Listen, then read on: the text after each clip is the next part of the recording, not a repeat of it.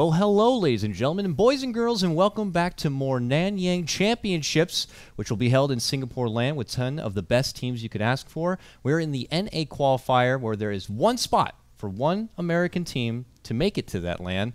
And right now we are in the middle of a series, our first series today, which is going to be Cloud9 going against Union Gaming. I am joined by Gods. Gods, game number one, Cloud9 all day. They looked really good. Union Gaming, fortunately not up to snuff. Things could be different this time. We have a bit of a change in the roster. So, everybody's favorite NA player, IX Mike. Woo! Woohoo! Stepping in. We don't know how this is going to affect the roles. As the Spanish caster goodie / not today player said, hey Mike, you're not a mid player. What's going on here? Mike, known almost solely for his offlane play. Yes. Very good Clockwork player. Was known, of course, like at his Star Ladder Season 10 run, pulled out a Bat Rider. Really got a lot of people excited. I mean, he put up a decent run there, but unfortunately his overall success always seems to be, not even the bridesmaid. He's probably like, I don't know, the flower girl. But he's there. He's present, but here he is right now. He is at the aid of Cloud9. Unfortunately for Brack's internet issues, we'll see if they get resolved, if there is potentially Game 3 or maybe a future round if Cloud9 do push on. But I'm very curious to see how they're going to be swapping up the roles. We were talking about maybe MSS will probably be stepping in for the mid. Maybe Ritsu also could, maybe depending on what hero they get and feel comfortable with. I don't know Mike to play a whole lot of Darkseer, and MSS just did play it. So we'll have to see. I would love to see Mike in mid lane.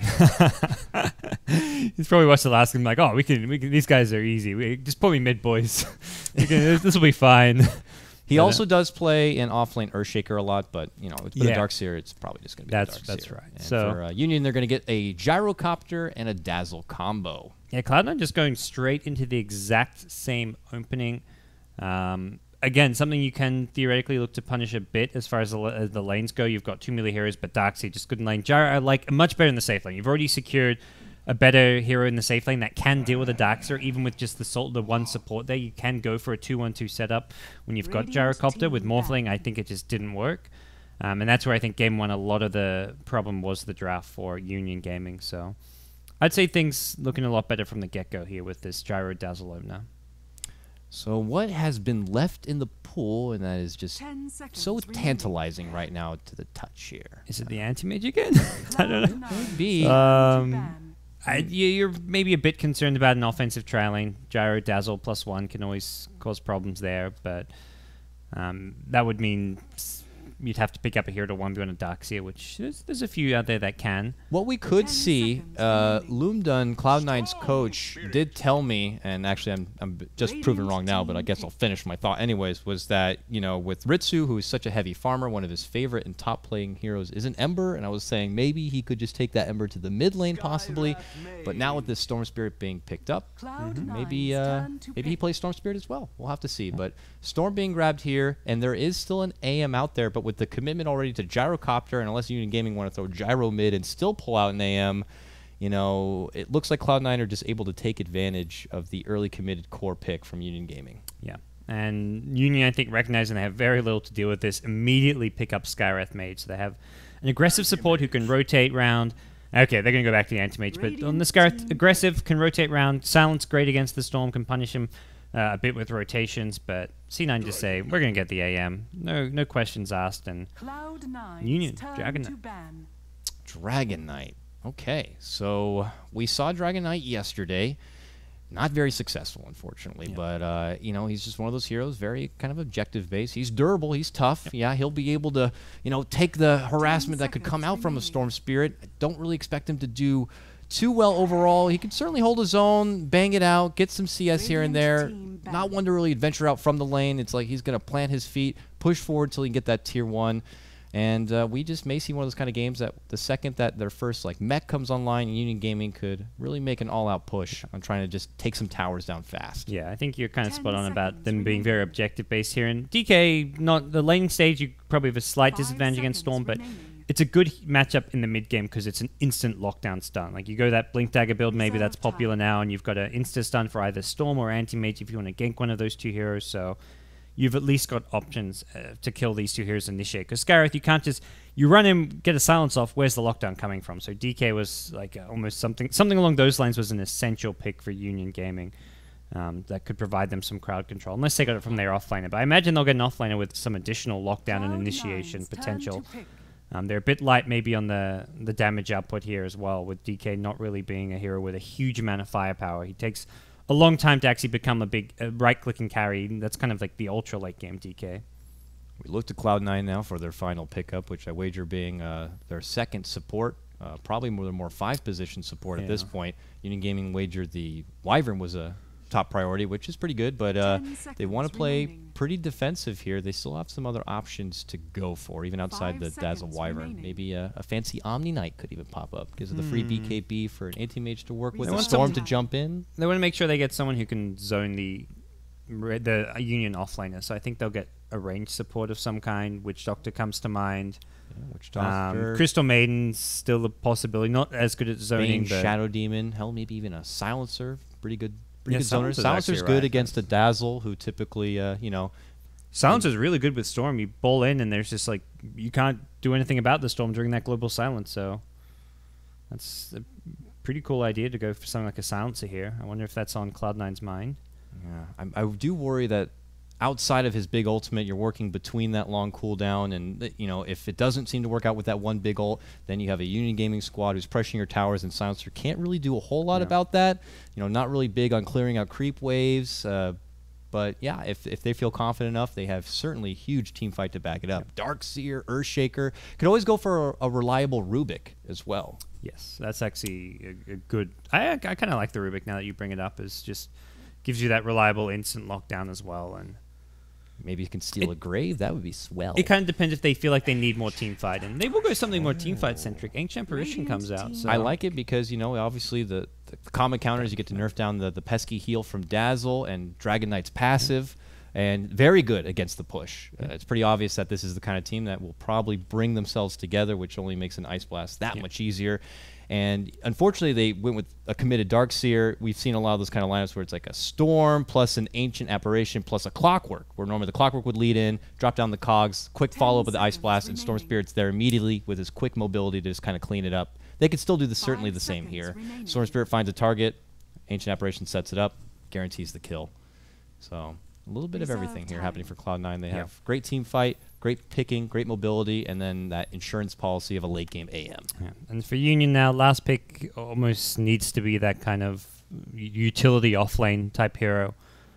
Spirit Breaker taken out, same for the Clockwork, so Tusk banned as well. There are fewer of the mainstream options available, and dealing with an anti-mage here, not going to be easy for kind of what's there. Undying, I think, is just doesn't really quite cut it. The way they played it last game, especially in the offlane, just the hero turned to food. The Tombstone just ended up feeding more gold than it really achieved much. So they like what they saw with the Beastmaster and Cloud9, and they're like, we can play Beastmaster too. Why don't we apply that here? But this time in more of his standard offlane position. Actually, I don't even know if I would call it the standard. I mean, Beastmaster has been just as fruitful mid lane as of recent as he has been in the offlane, but it's not too bad. On the Radiant side, you have decently close access to the Ancient camp if you do need to stack there. The nicest thing is that you have that bigger camp right by the lane that he could just easily axe to and pull into the lane. So it is pressure on Cloud9 supports, making sure they keep that in check. Don't allow the Beastmaster to easily get those pulls and bring the creep equilibrium closer to his tower.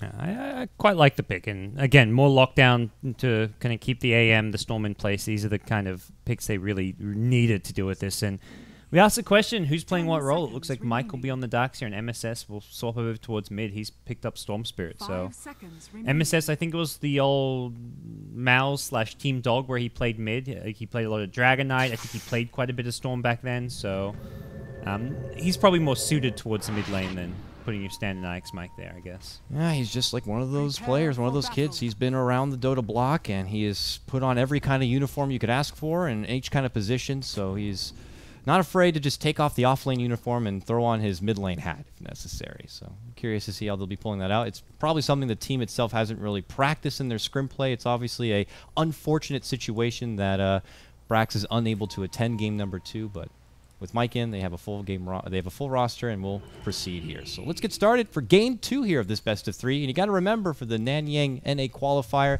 there is no lower bracket. This is a single elimination.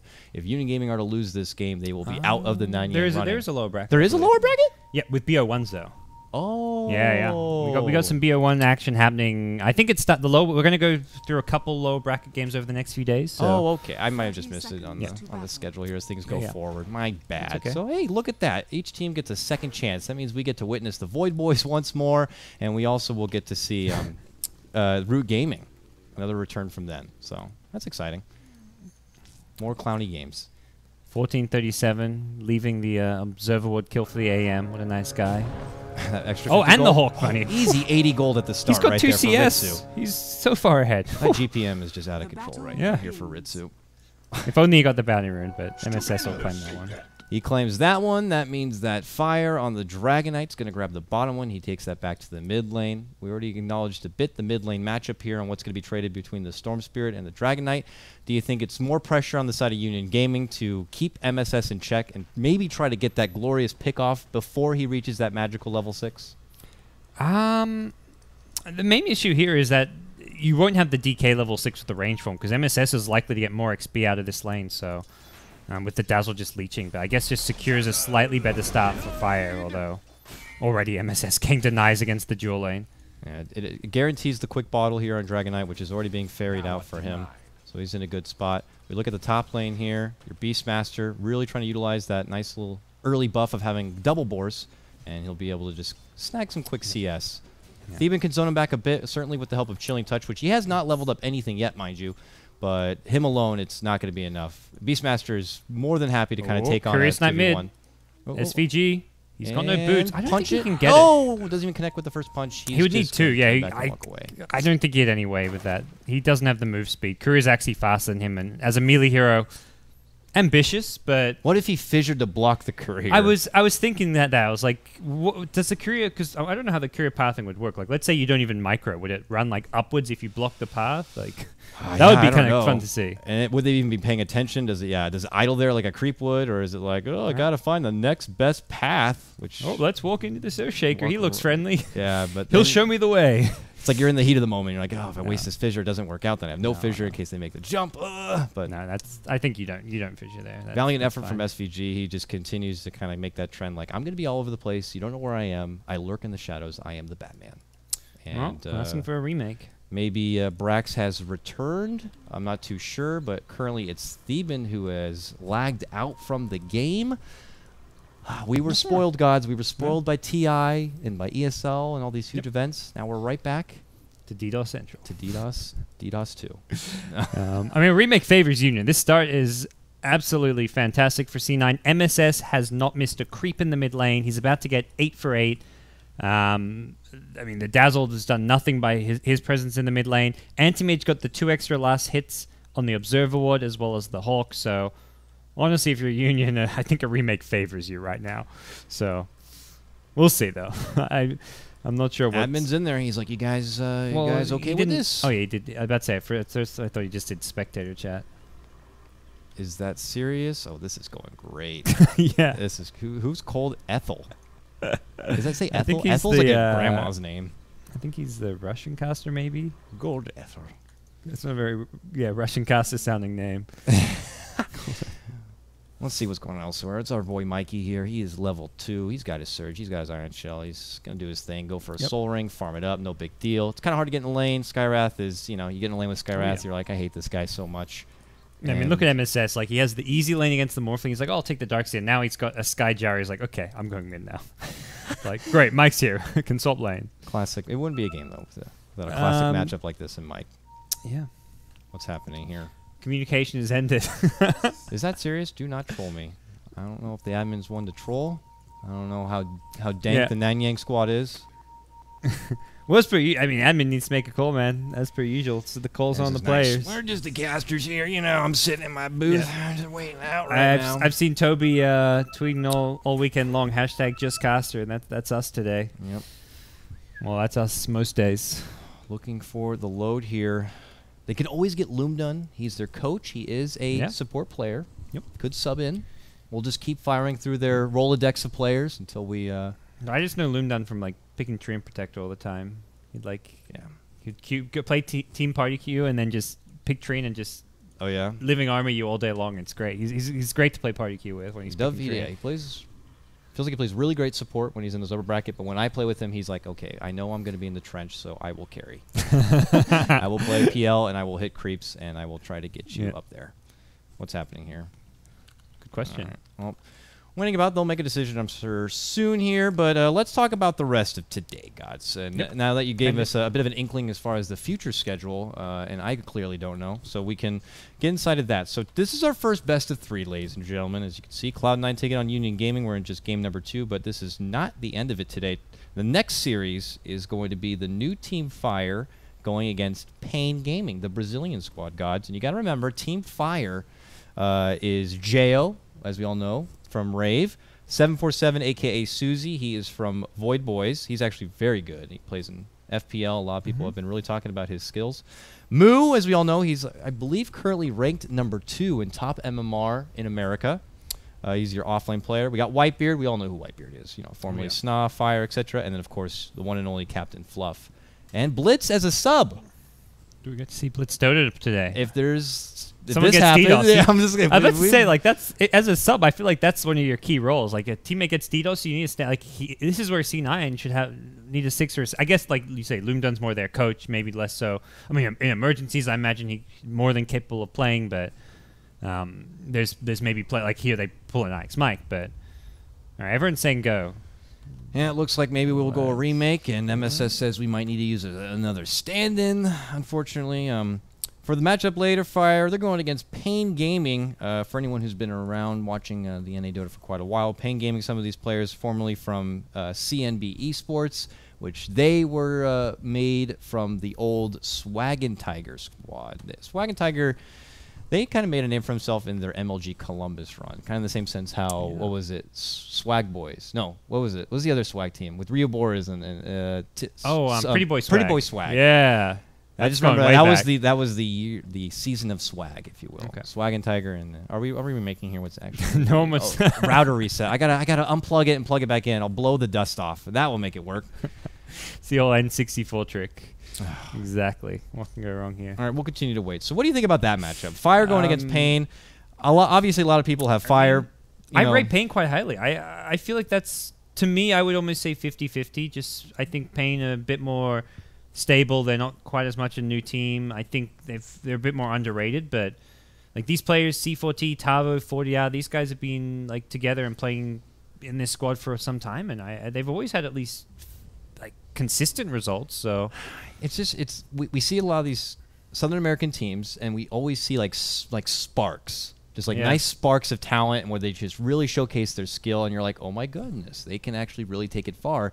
But somehow, some way, it always ends up being, you know, like the Not Today is like the one prime team, and then you have your Isurus, you have your Pain, you have your Union Gamings, you have your Team Unknowns, and they're all just still trying to make a name for themselves. Yep. But overall, and I was talking about this with Merlini a bit, like NA Dota as a whole, it's just starting to thrive a bit. You know, it's become more stable. Yeah, like, people are like, if we actually buckle up and take this serious, and you know, throw a team together and drill it, we could be the next EG/Cloud9. Now there's majors, so it's like every single. There's always going to be like this. If you're the second best team in America, you're going to a lot of big events and potentially winning a lot of prize money. In the past, that was it's complexity at TI. Yeah, in the past, being the second best team in America didn't really get you much, but now with majors, it's completely changed, and everyone's like, oh, having a stable, consistent roster and like having an NA scene is really good for us right now. Yeah, you put together a couple of best of threes, and suddenly you're in the money, and that's 5-digit money, surprisingly. So. No surprise about that, but look at this, folks. We have Dota again. Back and underway. It looks like Theban has made his return after dusting off the old router, and he'll be in action here. No blood has been drawn yet from where we left off. We're only reaching the 2-minute mark. Just a simple laning setup here. Beastmaster, only 1 CS right now. But look how much Ritsu's already gotten. 11 and 4 at only 2 minutes in. Pretty much perfect CS with that Crow and Ward on top. Yeah, and Gyro slightly behind, always kind of the case against the Darkseer, and actually he's gone for a homing missile build here, so something a bit different here, more designed to kind of zone out the offlane Darkseer. That is going to be very annoying. Yeah. It means Darkseer getting a few CS here and there, hits 4 CS, probably won't get much more XP than he has right now with the level 3, so Gyrocopter can kind of stay on top of this lane. Although with Boots, he doesn't really have great sustain for this lane. He can't really. He's going to run out of mana very quickly. Well, he's only really got 1 more homing missile up his arsenal before he's got to get some mana regen out here. So Mike actually may be able to kind of come up on this lane if Gyro chews through all his mana. Or Hockey can always share clarity. Sharing is caring after all, Haste but they're going to make the spot. move on the mic here. Here they go. They got a haste on LN. This should be enough. Easy Rocket Barrage follow-up, and that is your kill. Certainly helps to have that bit of magic amplification from the Ancient Seal, but Hockey is going to be one picking up your first blood. It's Union Gaming who do strike first, and of all people, it's on Mike. No comment? It's okay. He's Mike's one of the people who gets so much crap from the community for like his play, but he's actually damn solid offlane. He really is. I always, like, when we're at the big events like Starlight and stuff, I'm like, don't sleep on Mike. You know, you want to make sure. And he was worthy of a first ban Bat Rider during that run and everything. Yeah, when he was when it was Fire, it was during Starlighter season 12, whatever, when we went to Kiev, or season 11. I can't remember what number. They did so many, but when Fire went to Kiev, like, they played some good Dota. They were very competitive with the Empire and VP that were kind of the CIS powerhouses back then. So I just like to give him crap because he gives me crap every day. Yeah, fair enough. Oh, he's going to try to sidestep around Hockey, and he will make it back to the lane here, pushing toward his level 4, which actually isn't that bad. I mean, yes, he died, but you look at the Beastmaster here, and he's still level 2.5, and he's going to be working with the stacks here. It looked like they might have been pinged out. To the top room we go. Both teams looking to contest this one, but looks like it'll be MSS who comes out on top. Yeah. Easy grab for him, heads back, but SVG is there to help secure it for him, and now SVG, look at this. He might be warding into the Ancients here. Yep, very nicely done. That's going to block the remaining stacks and, well, help them keep tabs as far as where this Beastmaster is going and what he's up to. Yeah, so SVG a little less active this game, but he's now making a move towards mid. Gets the stun onto Fire. It's not going to be enough to block it out, and with LN there, they certainly will not be getting that DK down, but again, they're adding the bit of harassment, and hey, Mike, what are you doing here? He's going to be crossing from the bottom lane, and it looks like heading all the way up and into the jungle, possibly, to find some farm. Yeah, it's a good move all in all, though. Puts a bit of pressure on Fire. He's bottle crowing, so he doesn't have much HP regen on him. He maybe misses some last hits under the tower now, and MSS with a regen rune, so this is just kind of just play money that he's working with here. The HP and mana that he uses to go in for that harass doesn't really matter when you're sitting on the regen. I feel like they might be trying to bait out their DK. Hockey is waiting right behind the trees, and they have Dazzle ready to go. And they know MSS is going to play cocky because he's got that regen. So if he gets a bit too aggressive and you catch him out with a concussive shot or something, suddenly you may be looking at a kill before he can pop the regen. Will he take the bait, though? He's just going to step back for now and hide under his tower. And how long do these supports want to wait behind this DK? They've got vision now. They want to really cancel the regen, but they won't get a chance. Oh, he pops it as he hits 6. He's holding it, bouncing back and forth here. Still making it work. Does he make a commit to go into Fire? Will he hit him once? And he's just going to be dancing around. This is we can watch the dance. Yeah, fancy footwork here coming out from MSS, but there is not going to be a follow-through. He's playing very cautious. I think he knows he hasn't seen the supports in forever, so yeah, they've been missing. Plus, they have this very deep ward here still, which was not dewarded. So they can see the rotations coming through in case Hockey does leave the lane. It actually expires right at that moment as he's making the pull. But it just gives him that extra bit of intel, and now it's going to be SVG who takes over the bottom lane, so he'll get some time to solo farm up. Goes for the 1-1-1 now, and he's in a good spot. So they're just kind of trading farm all over the places here. Mike is getting very close to his soul ring as he just works through the jungle, but overall just continues to be a bit of a standstill before they can follow up. And we know Ritsu, he's just going to play the same game probably from what we saw the last time, except this time no ring of regen, so possibly no build-up into Vlad's necessary. And this time Union Gaming have better options at dealing with an anti-mage. They've got catch potential. You've got a Beastmaster Roar, you've got Skyreth Silence before AM farms up a Manta style, and you've got DK with an insta-stun in the Dragon Tail. So likely we'll see either the Shadow Blade or the Blink Dagger come out from Dragonite, one of these 2 initiation items, and that just means that AM won't just be able to split push to victory this game. Like last game, once AM had a good start and got Battle Fury Vlads, it was an unlosable game for a properly played anti-mage. At that point, unless Ritsu just threw the game, it was never going to be lost. But this time around, if Union play smart and make some good ganks, they can actually pick him off and counter him. For the story of offlaners, it continues to be a bit of a struggle here for your Beastmaster. Continues to get pelted, has no mana, and takes the long walk of shame all the way back to the base. We'll probably have to spend the 100 gold to TP back once more. And then you compare that to Mike, who was killed, but look at this. He's level 5. He just made an additional stack, and is actually going to be handing the stack off now to MSS. This is big farm for him. He already has 1k gold. Gods, what do you wager? Is it a straight to Bloodstone kind of a game? He doesn't have a soul ring, so maybe goes for the Orchid. Oh, careful, buddy. Yeah. Normally you want to get the soul, like regardless of which item you're going for, you normally see the soul ring come out, so I wouldn't be surprised that if you pick that up. And he's probably going to go back to base, pick up Tread. I don't think he has money for Treads and soul ring here. But I think soul ring is just, core on Storm, regardless of whether you're going Orchid or Bloodstone first. Ideally now, we see our FFS Gyrocopter at level 7, near level 8. For a lot of teams, this is the time for him to get a bit proactive. You'll usually see that early smoke, TP rotation, and he puts that first call down really to strong use by picking off the opposing safe laner, something that for a while has been unexpected from your Gyros. We saw it a lot through TI, so it could be more expected now, but here he is, no smoke. He's just considering the idea with flirting around this mid lane, but it looks like it's all the same. They want to get him involved. Yeah, and Haste Rune too. This is one of the benefits of the Bottle Gyrocopters. You can find these playmaking runes, Haste, Invises, DD Flak, even with no items. The DD Flak does a lot of damage in a team fight, so we'll see where he looks to move here. Has the TP, so if there's any potential action anywhere on the map, he'll TP and pop the Haste and look for some kills. It looks like Hockey is going to put more emphasis on leveling up the Arcane Bolt over value into the Silence. So, I mean, I guess you could see an argument for both sides in this kind of a game. You're going against a Storm Spirit. You might want to consider putting a lot more into the Silence and an AM, or even stopping a Darkseer from surging away. But it looks like they want to put more in just the burst. I think for now it's okay, especially for zoning the offlane. It works out well. And you may go for like a balanced build, like go for like a 2-1-2 type build and get like kind of equal points between the Arcane Bolt, Ancient Seal. But even maxing the nuke is always good damage. Like the level 1 silence, still 3 seconds. Combine that with stuns from DK Beastmaster, you're still looking at a decent amount of control. 77 and 28 CS on Ritsu. This is disgusting.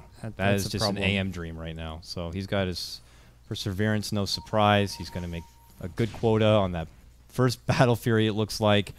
Just all in a day's work for Ritsu right now. But here we go. That's the smoke we've been looking for Union Gaming. They're looking to get another kill in the kill column here. They see heroes too. This Hawk giving them a lot of good vision. Can they kill MSS though? He finds the Hawk. If he pops a Remnant, he could see them from smoke before. Oh, they'll see more of an easy target here in AA and probably just go for that instead. The Fissure's there. It's actually nicely blocked, but AA by that point has already eaten so much damage. He's going to be easily cleaned up. FSS moves over, sees a nice little stack here, and he's going to quickly farm it down. This is great. Heads up. Just quickly get this while they can, and that's going to just give him that much more gold and take that much more away from MSS. Yeah.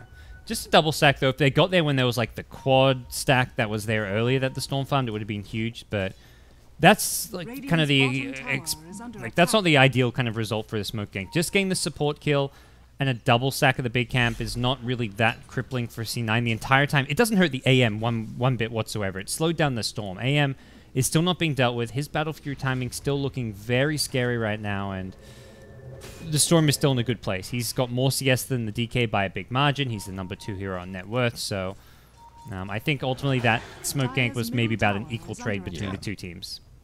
Would have been great for Union Gaming if the smoke led to a pickoff maybe closer to the mid lane. You could then quickly utilize that Dragon Form and follow it up with that Tier 1 takedown, but they got the stack nonetheless out of it. And speaking of stacks, they got a big one here, and it's going to be the DK who will farm it up. So he's going to quickly blitz through this and probably go for what you were saying, that first big, possibly mobility item, whether it be that Shadow Blade or a Blink Dagger. I kind of like the Shadow Blade just because it gives you some carry potential. Hold that thought. They're making it go on the top lane. Roar comes out to try to save himself. Beastmaster making it away in a quick TP rotation. Call down comes out from FFS, but quickly C9 will pull back. Okay. Good defensive reaction there, and Gyro rotating there doesn't hit the cooldown, but he has a regen rune, so he's still full HP, full mana even after that, and we'll look to kind of transition to a push from here.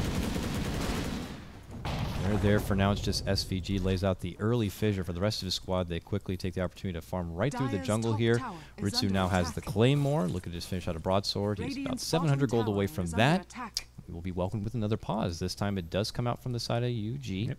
Just a brief second here.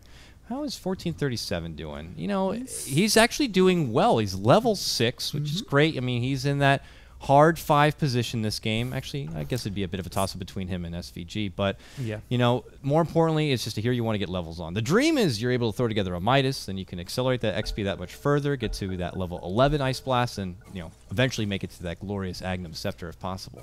But he's got his level 6 now, and that first Ice Blast is already going to be heading to the top lane here. I don't know if there's going to be a follow-up with Dazzle it. needs to be careful. Fissure on the Dazzle. Oh, he's so far out. Ellen, no, it's coming. Shallow grave. I don't know. That's not going to work. He timed it right. He's right. Oh, wow. That was just at the end right there. That was actually, like, that's one of those sick dazzle plays. If you time the grave right, like, so that it lasts just the duration of the Ice Blast, it's very well done. Yeah. SVG will pull back. Unfortunate they will come up short there, but he goes right back to the lane. He's getting pretty close to his level 6. Bottom's being hard pressured by Mike. He's kind of creep skipping here, putting the creep wave on the tower, and this tier 1 bottom is very low. Yeah. Overall, Union Gaming have been neglecting the bottom half of this map quite a bit, which has allowed Mike to really push forward here. He already has his buckler in the stash here. Gyro's been caught. Yep, right by the Ancient stack. MSS does the Storm Spirit thing, quickly moves in, sidesteps the call down, gets the job done, and says, see you later. Heads right back out and back to base. That puts Cloud9 on the board now at 2-1. Yep. So it will be a Blink Dagger for Fire. He's picked it up. He's kind of pressuring the mid tier 1 tower back, kind of countering the pressure that's at top as well as bottom, but... Hockey walks by Mike, sees him farming, is like, can I do something about this? The Surge actually already been used. If he gets... Oh, can he burst him down with Mystic Flare? He can! Oh, man! That was a bit of an awkward, like, dirty stare right from each other. Like, Mike's there, he's farming, he sees the Skywrath Mage, so he quickly... Oh, hold on a second. We got a big Ice Blast coming onto fire. It does connect. MSS should be able to follow up and finish him off here. The Shatter would come nonetheless. Hit him one more time, he got it. And it's going to be MSS who does pick up that kill. Cloud9 string a 1 together after they quickly lose their IX Mike Darkseer. Now, top lane, the pressure is coming. FFS rather, TP's in, sees SVG. Rocket! Oh, it doesn't make it in time! Just coming up a bit short. SVG will make it back to base. Very close call. Yeah. And I'm still just worried for Union Gaming because of how farmed the 2 C9 cores are. You've got Anti-Mage 0-0-0. The Dream Anti-Mage game has Treads Battle Fury working on the Vlads already. You've got Storm 2-0. Finding kills, finding towers now as well. With all the action happening towards top, this bottom lane completely opened up. And that's where Mike dying is just kind of creating some space, finding where heroes are on the map, and Storm's like, well, that's where Skywrath is. That means I can kill the DK mid. So it's kind of a butterfly effect where, yeah, Mike maybe gets solo picked off by a Skywrath mage, but it gives Storm the knowledge that he can go for a kill on a risky hero. Because normally if DK hits him with a stun, Skywrath is there, suddenly you're dead to the Skywrath ultimate DK stun combo. So MSS gets something out of Mike's death, which is a really nice trade for Casino. Look at Ritsu go with his haster, man. He uses it, quickly goes to the top lane, cuts down a full wave, steps back, notices the Ancient Camp, and he's still considering going for another cut here, and he does. Right under the nose of Union Gaming. Just happy to take this 2 full creep waves. TP's away. Okay. Ooh, found him. Valiant Mystic Flare, but it's against an AM after all. He only has the 1 level in the passive, but he's able to shrug that off. But, all right, man. He's just really finding the farm all over the place. And yeah, as you said, it continues to get better and better for him. But I'd have to say Union Gaming so far putting up a tougher fight. Yeah, we saw in game number 1. And they've got a lineup which is good at taking objectives here. The DK going to go back for a drums after the blink, so focusing much more on whatever we can buy now to take fights. And looks like Beastmaster may be looking for a secondary blink dagger for the team as well, holding up to 1,800 gold here. So they're going to have double blink initiators, some good firepower and damage coming out from the Skywrath Mage Gyrocopter. So they've got a nice lineup just for taking fights anywhere on the map. The main issue is going to come from as soon as, if they try and 5-man and push towers and force it, C9 will just split push with AM and Storm. They have 2 heroes who can split push the 2 lanes that are not being pressured by Union Gaming. So ultimately C9 will get more out of the map if they go for just 5-man pushes. They've got to do what they've just done now, which is go for smoke ganks, look for pickoffs rather than just pushing. Here they go. Smoked up. They got the bird out in front. They're hoping to find a sweet treat at the top of the hills. MSS, he's going to see it and get... Oh, he can't make it out. Nice war connection going to be coming up from your Beastmaster. A follow-up Dragon Tail just for security, and they're going to get the kill. Taki's going to pick up that one. MSS, you know, maybe a quick hand off the keyboard is all it takes because he sees them, and there's just not enough time to react and get out of there. Yeah. Mike now finishes the mech for the team, but Union Gaming's already on this tier 2 tower, so without the Storm, this is not looking like it's going to be defended. And Ice Blast, they do a nice spread, but it still will connect on the 2, including LN. Call down here, look at this. Hunting behind the tower, FFS wants to get a hold of SVG. Battle the alphabet here. They're going to make a go. They should get him. Oh, nice connection with the Axis. Ancient Seal is there. He's still on the prow. FFS, can he get close enough? The rocket will do the job. They get him. It does draw attention away from the tier 2, but at least they have fire still here, chunking it down. Would have dropped a lot quicker if they had more help. Oh, and AM is creep skipping as well, so this mid lane push may actually end, except DK's got it. Just oh, no. He's trying to get... And he has to get away. This could be denied if he's not there in time. MSS is damage, nearby. yeah, ticks it down there. Should get denied. Looks like Steven's going to be taking care of that. Not before he gets a quick ice blast off. Man, look at that jump from MSS. Gets the quick pick onto LN. And the heads up from Theban. Gets the connection onto FFS, MSS. This is terrible, gods. These letter names? Are you kidding me right now? We got MSS. What is it? FFS, MSS, 143 SVG. I keep trying to say SFG now. G2A, C9. Will they make it back in a way? They're in a good spot still. 5-3, though the majority of net worth and half of Union Gaming have just left the game. Well then, things escalated quickly.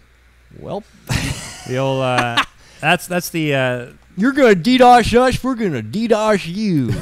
I don't know. The if that's the cyber cafe issues normally when it's the Insta 4-man DC. Gotta feel bad for the one lone Dragon Knight. Yeah, I know. Fire, who's when like, I see that, I'm like, oh, so DK's like the other 4 are all playing at the same location, and DK's being left out. Like, poor guy. Guys, I can't do this alone. He hasn't even got the cool DK set. He's just sporting. Well, you gotta remember, it looks like they're all on new accounts or Smurf accounts, so maybe most of their hats are collected elsewhere. That's true. Good point.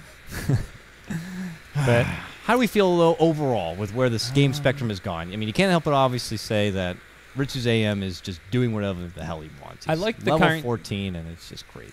Yeah, the current game plan from Union is solid. They got up a lot of deep, aggressive wards. I think blocking the camps is the wrong idea because it kind of reveals exactly where your wards are. So they did it at the Ancients. They did it in the Dire Jungle as well. I think just putting these wards in aggressive places to get pickoffs is maybe more effective because you walk to a camp, you see it's blocked, and you're like, oh, this camp's blocked. Chances are it's an observer ward. They see me here. It's dangerous because they see me if there's heroes missing on the map. So I would have liked it a bit better, but I think the concept is right where it's deep, aggressive wards. Go for smoke plays. Now's the time where you basically want to chew through all your smokes and try and apply lots of pressure on the anti-mage. Because if he gets up to Manta style, I think you just lose the game. You've got some ways of dealing with him, picking him off, but you haven't got the late game carries. Gyro's gone for a drums. DK's gone for a drums as well. Your late game isn't looking that scary if you're Union because of the way they're playing. They're not stacking their ancient... Well, they've got a double, triple stack here, it looks like, but it's nothing compared to what C9 are doing with their jungle and farming efficiency. Looks like Theban is going to get a quick D-ward here. He thought he unblocked it, but not the case. There's still a sentry there. Yeah, he dropped. Yeah. Okay. Well, we'll have to make do with it. Nice, just out of range there. I don't know if that was Union Gaming's intention, but if it was, props to them. We're happy to just have them back at least for now. And it looks like FFS is going to be working with this stack. It was a stack that was spotted out previously from C9. And Ritsu, they make a jump on the MSS here. Dragon Tail connection. And even a Primal Roar are going to be used, and MSS just easily jumps away. They clearly don't have the burst. The Hockey Mystic Flare, unfortunately, not there in time with a silence either. Not going to be easy. Yeah, Hockey's the one they need there. And Hockey actually going for a mech, so this is a team that really will be looking to take fights and play aggressive with this build coming out from the Skywrath. But very much feel like C9's response to this is just going to be split push, and we're already seeing it now. You've got Darkseer even just split pushing the bottom lane, gets a tier 2 tower.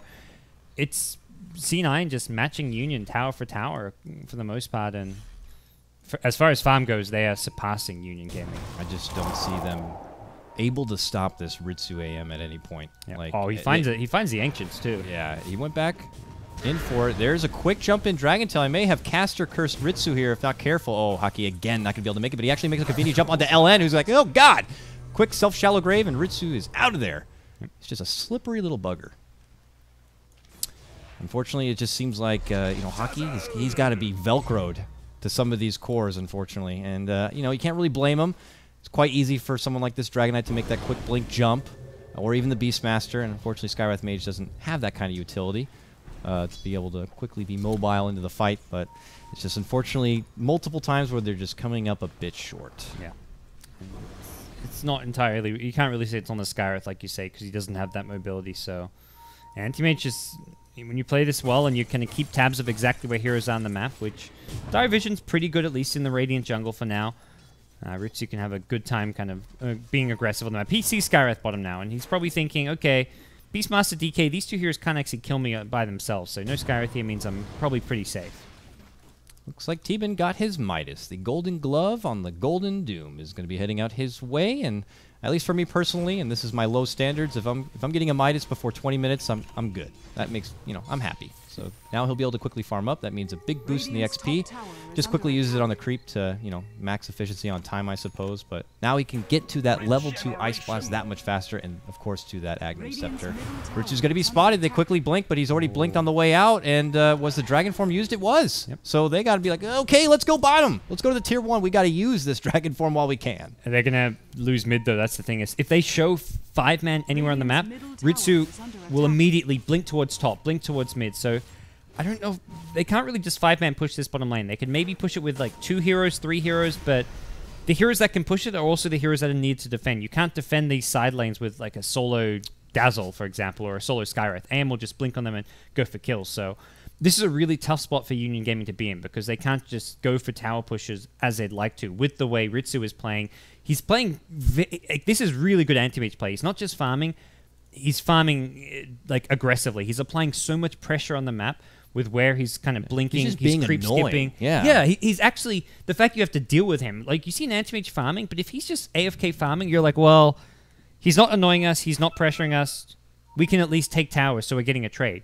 But Union Gaming can't get a trade because he's just being so pesky on the map and forcing them to rotate, forcing them to not go for pushes. So this is how you this is like the perfect way to play an anti-mage. This is just great play. And the nice thing is, and this comes more from this new, fresh, younger talent, is they're just finding more unique ways, like with the farming patterns even for anti-mage. For a while it's like for your more traditional, like for a while like your burnings, I would even say your for Eternal Envy, they almost could get caught out by prediction alone. It's just like, well, he's obviously going to be going across this towards this farm camp, so if we cut him over here but you see Ritsu now jumping from the ancient camp across, making creep cuts behind towers, and he just knows exactly, with maybe his just very nice game sense, where the other team's going to be, where he can get away with doing this kind of farm, and just continue to be annoying. And when you're on Union Gaming and you're seeing an AM creep cut behind a tier 2 while you still have even a tier 1, you're kind of like, guys, we should maybe do something about this. Yeah. Like, he's really just doing this to us, and that creates frustration. Your morale's going down. You're forced to rotate around when you don't want to be, and that's just all in the day's work for Ritsu. And him alone is doing that to this team, Union Gaming.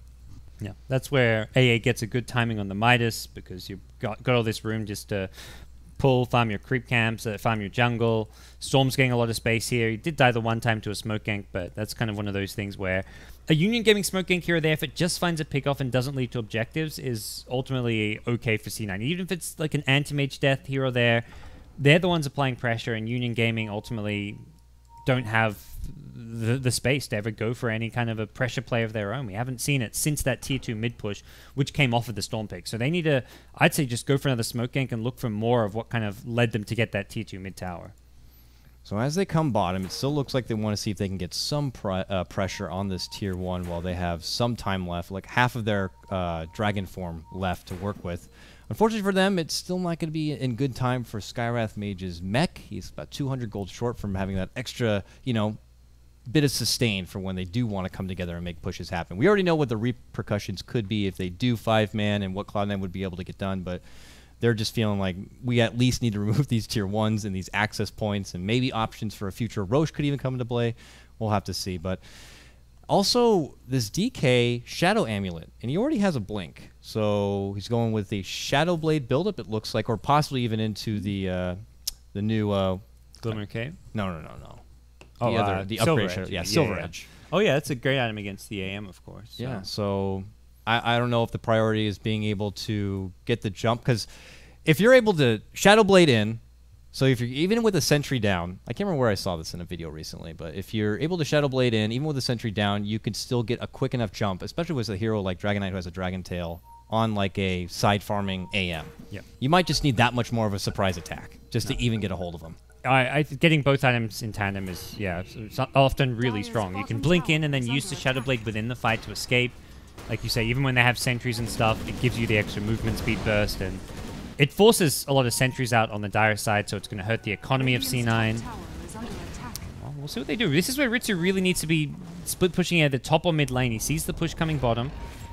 And it looks like for now he's going to farm the Ancients, make his way probably towards mid lane or top, and continue to split push. I mean, 21 minutes in, you're handing over your bottom tier 1, and it's like, it's bound to happen eventually. So. Does lose some Roche control for C9. It makes it a bit harder to contest Roche, and if Union get in a position where they can go for it, which... Hockey and company waiting nearby, maybe to get a pick here. SVG seems to be the closest target. Mike is right behind. They see both, and that's a blink mech on Darkseer. They are still lingering. They see Darkseer far away now. I think this is dead Earthshaker. There they go. Jump in, roar, immediate Mystic Flare, and SVG is put in the ground. Gyro getting caught up here from MSS. Drops his cooldown. Can't make it away. MSS is able to easily follow up. Is a bit short on mana, but he will quickly bottle up. And here comes Fire. Has a Shadow Blade. Now has the blink in. There's going to be the Dragon Tail. Still has Shadow Blade if necessary. Gets the quick breath off. That stun gave him TP. Yeah. Because he already used the stun, that means that MSS can easily TP away. You need to maybe just blink, just start nuking him and just pop your drums and right-click him, and then you've got to hold the stun until the Skywrath gets there. So unfortunate, but I think they had the capabilities to kill the Storm there if it was a bit more patient. Really nice gank at bottom lane. They used the Hawk Vision so well there. They saw the Darkseer scene behind and waited till they could track that Darkseer at left to go on the Earthshaker. So that was some smart play from Union, but they're still just so far behind the Santimage, who now has the money for Manta Style. And just look how freaking farmed this guy is, man. Nearly 14K. About to have... He has his Manta Flea if he wants to pick it up. And I have not yet finished farming as he works his way through the Union Gaming jungle front. And with that, it looks like pressure could be coming shortly here from Cloud9. Feels like a smoke is coming, and I'm right. Demon has one in his pocket. It's going to get popped right here. Ritsu with the Hawk here. He's going to be careful. Well, if they make a jump on a Ritsu now and commit a lot, they will not have a lot for the follow-up fight that could be coming right behind him.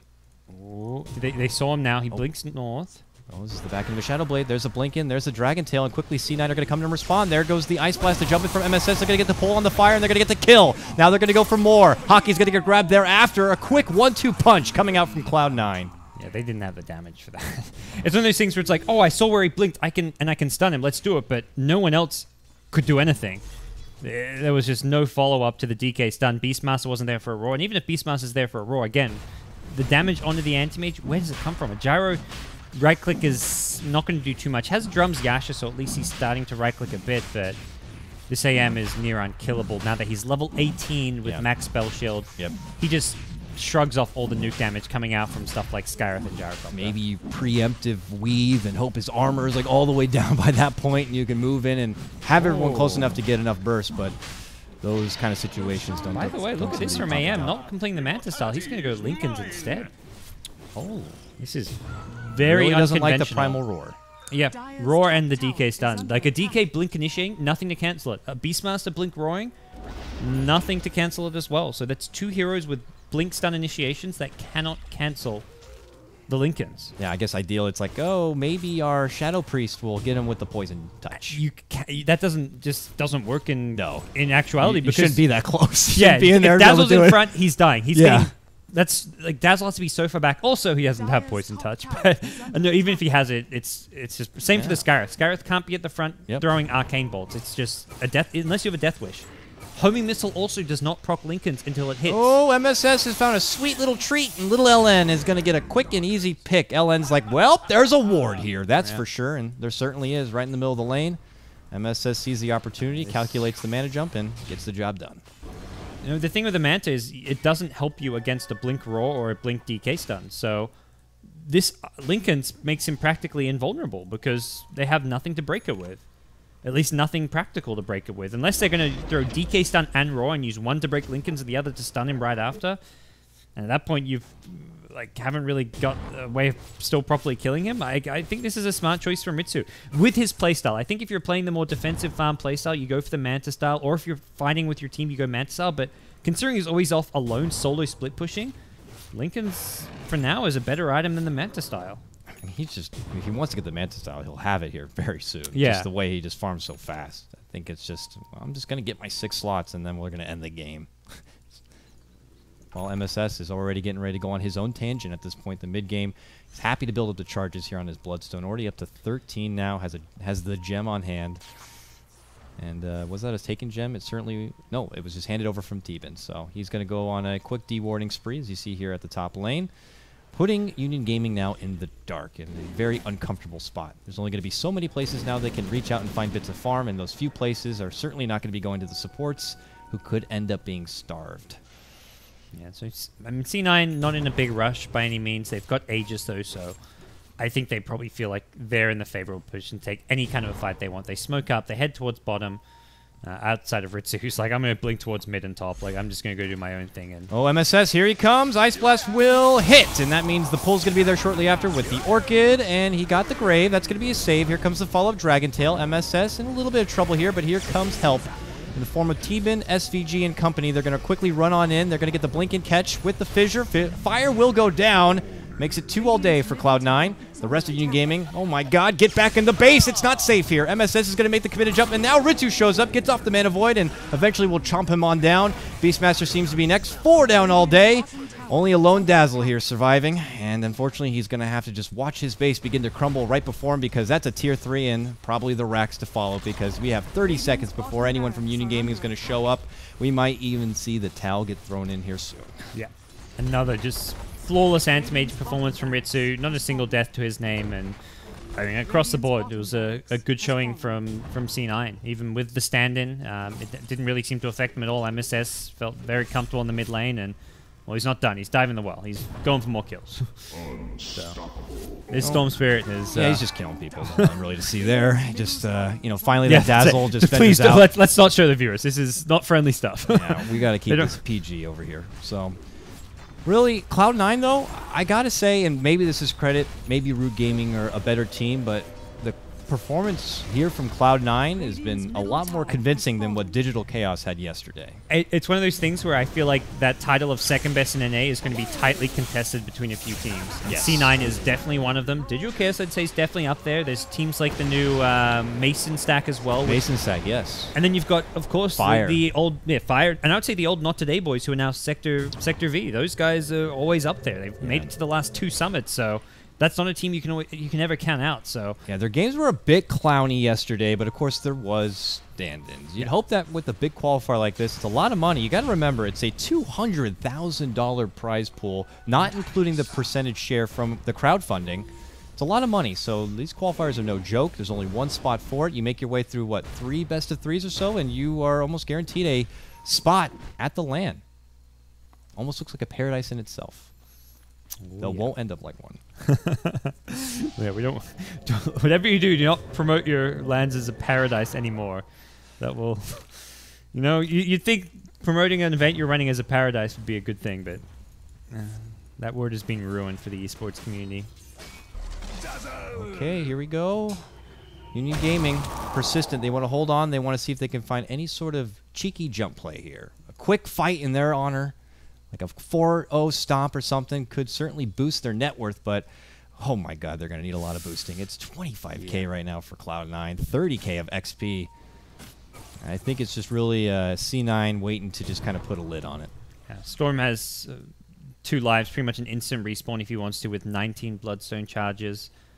And again, C9 not in any rush right now. They might even wait for the next Roshan before they go high ground. This is just discipline. A lot of teams in this position would start just going for solo plays, dive the high ground without an Aegis, potentially put themselves in position where they could give up those kills you were talking about to go Union's way. So they're just going to play it slow, and I mean, this is where 1437 as a veteran captain and just a very probably serious personality to have on your team in a good sense. He's going to keep everyone disciplined and playing properly, even against a I would say pretty obviously weaker team where you're 30k gold ahead. He's like, nope, let's treat this like we're versing a tier 1 Get that team. stand in. Oh, Mike, quick blink away. Still gets caught with a Dragon Tail, but it's a bit far from home. Oh, they can't even get the Primal Roar off. There's a nice fissure from SVG, a follow-up Echo, and oh my god. That is heart-wrenching right there. Union Gaming smoke out through the mid lane. They're like, there he is, IX Mike. We're going to get this guy. Jump in. He just slips right out and right towards his family, and they just murderify him. Oh, man. When you can't kill IX Mike, it might be time to tap out. Well, that's all it took.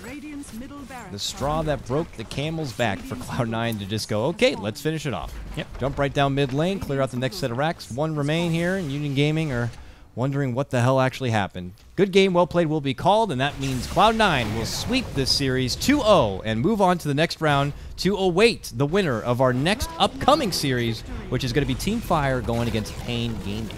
Very straightforward 2-0 victory for C9. I think this is a big confidence boost. They'll also probably say, well, we didn't have the stiffest opposition. We're going to have much tougher teams moving forward. Also, I like that they just go back to the exact same draft in game 2 because it gives less footage to the other teams in this qualifier to kind of play off. So if it's like, if you see one draft, okay, they play this anti-mage Darkseer with the Darkseer Shaker opener, and then they go something else in game 2, you're like, okay, well now we know 2 of their strats. Right now, teams are like, well, they're like anti-mage. That's what you're getting from watching this series here. So it's just the same thing and rinse repeat.